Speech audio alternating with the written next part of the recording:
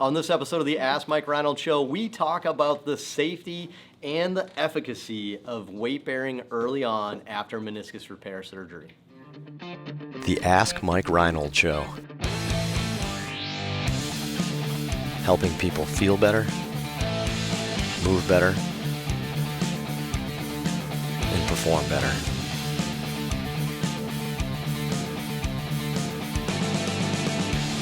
Before we get to the podcast, I wanted to make sure you knew about my free online course on the introduction to performance therapy and training.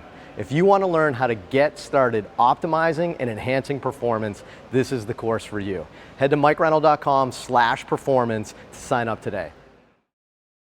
Welcome back, everybody, to the latest episode of the Ask Mike Reinold Show. We're up at Champion PT and Performance in Boston, Mass. Lenny Macrina, Mike Scaduto, Dan Pope, Dave Tilley, answering all your amazing physical therapy, fitness, sports performance related questions. If you have any, just please head to our website, mikereinold.com, click on that podcast link, and there's a nice form you can fill out to ask us some questions. Len, do you want to introduce the student today? The student, one student, which is very unusual for us here at Champion. We have our student Trey, Dr. Trey Martin. He is from East Tennessee State University. I'm still trying to figure out who he looks like. There's something going on. If you have any feedback, I don't know if it's like John Travolta, maybe. I've heard Bradley Cooper, but no, maybe like Eddie Munster or something like that. If you're a Munsters fan, I don't know. There's something. I don't know. Help me out, listeners and viewers. Jimmy Neutron hair, definitely. I've heard that since middle school. Good hair. A lot of hair. It's more envy for me, so don't worry. Yeah, I feel like you found something on that one there.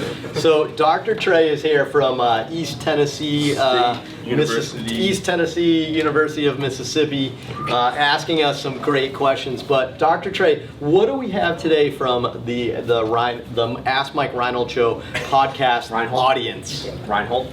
We have John from Mississippi. What are your thoughts on weight bearing status following meniscus repair? Do you recommend a graded return or weight bearing as tolerated after surgery? So weight bearing status after a meniscus repair. This is a pretty common question. Len, do you think this is a common question because there's so much variability in what the surgeons recommend for post-op meniscus repair? Is like, why is this like a big question? This is a big question because I think everybody knows that we can do it.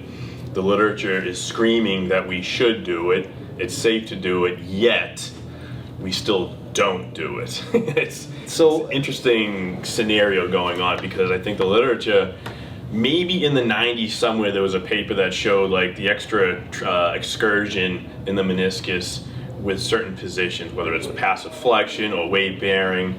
But I think our technology and how we repair these things, we brace them, we're careful with them. I don't know, I just think the literature is screaming it's okay. So if you look, not to go off on a tangent here, but if you look at the literature, we probably should.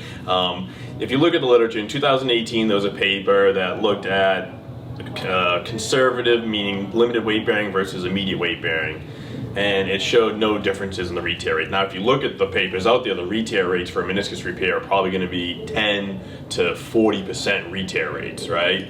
So they don't always do as well as we think they're going to do, but they do well no matter how we treat them in our early rehab. So there's a few studies, 2015, 2018, there's a Vander Vey, I think is his name, and I think it's Sports Health, that I always have that in my talks, that shows, again, no changes in re-tear rates. I think it was like 15 to 30%. But again, these are in vertical longitudinal tears that are probably going to be in the red or red-white zone, right? So you got a tear that's very repairable, and the hoop stresses from putting weight through the extremity is going to actually help with the healing process. I actually talked about this recently at a talk I did at Spectrum Health up in Grand Rapids, Michigan, and the doctors agreed with me. I was pleasantly surprised that the doctors that were there were like, yes, we allow weight bearing as tolerated. Now, one of them was trained in Alabama with Dr. Andrews, so we have a similar, thought process. But we've been allowing weight bearing after meniscal repair since I started as a PT student in 2002 when I was with Mike down at Hell South, and we've been doing that for 17 years for all of our meniscal repairs, vertical longitudinal tears, and ACL meniscal repairs. So if they have an ACL with a meniscal repair, they do even better. So long-winded answer, I think it is safe. And I have a follow-up question. Is there any papers on acute, like traumatic tears versus that's degenerative? when statistically they should be weight bearing early on because it's a fresh injury. Again, that vertical lunge to stress. yes, we need that.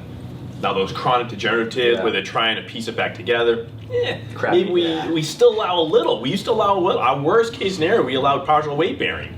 We never did non-weight bearing.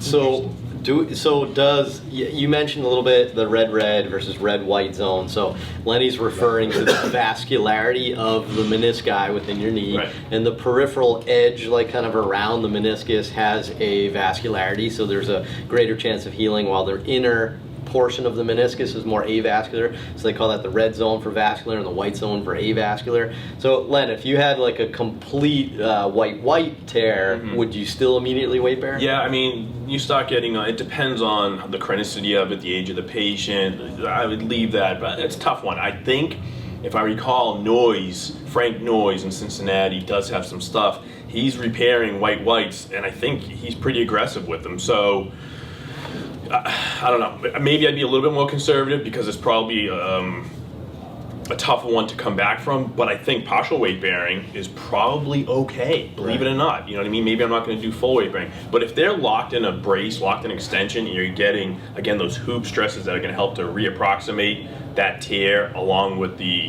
whatever anchors they put in there to repair it, it seems to be safe both anecdotally and statistically in the research. So that was going to be my next question. So when you say weight bearing immediately, is it always in a brace, locked in extension? I would say so. Like, protect the patient from themselves, put somebody in a brace, remind them that they have to be locked in extension, crutches probably early on, get them off crutches, but being locked in that brace should be pretty safe for people. But and the brace, it kind of assures you have like a compressive force, Correct. a very minimal shear force. Right. And I think that's what we're kind of shooting for with these procedures is potentially some beneficial effects of the compression without the shear. Right. So yeah, I think that sounds good. Anybody else have any other follow-up questions for Lenny? If you want more Let's get information, Lenny. I did wrote a blog post on this for Mike's website, actually. I think it's called Why We Stuck in the 90s with Meniscal Repair. So you can check that out on MikeReinold.com. So that's kind of my thoughts. Some of the research, it's probably a year or two old, the blog post, but I think it's still pretty relevant. Yeah, pretty cool title too. Yes. I like that. Lenny got pretty cool on that one. So was yeah, fun. I think that's good. You know, always remember just one last thing is physician preference does come into play.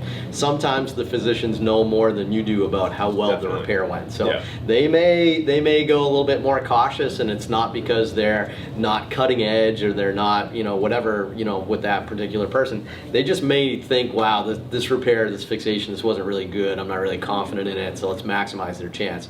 So just realize that communication is still key. But I think we're all comfortable weight bearing a little bit. So I'm not stuck in the 90s. Are you? I'd like to be sometimes. It was kind of I was about one, actually, early 90s. good era. Good era. Yeah, how I were hate you it. born in the 90s? 91. Woo, good year. 89. Nice.